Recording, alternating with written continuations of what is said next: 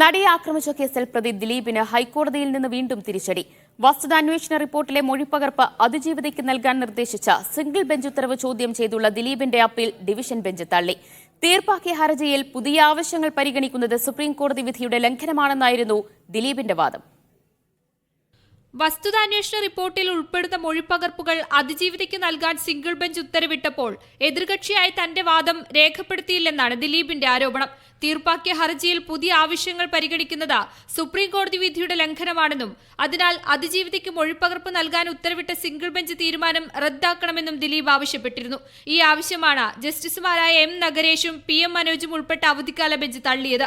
മൌലികാവകാശങ്ങൾ ലംഘിക്കപ്പെട്ടതിനാലാണ് നീതി തേടി കോടതിയിലെത്തിയതെന്നും മൊഴി തനിക്ക് നൽകേണ്ടതില്ലെന്ന് പറയാൻ പ്രതിക്ക് അവകാശമില്ലെന്നും അതിജീവിത കോടതിയിൽ മറുപടി നൽകി. വസ്തുതാന്വേഷണ റിപ്പോർട്ടിലെ മൊഴികൾ അറിയിക്കാൻ ഹർജിക്കാരി എന്ന നിലയിൽ തനിക്ക് അവകാശമുണ്ടെന്നും അതിജീവിത വ്യക്തമാക്കിയിരുന്നു. ഇത് പരിഗണിച്ചാണ് ഡിവിഷൻ ബെഞ്ചിന്റെ തീരുമാനം.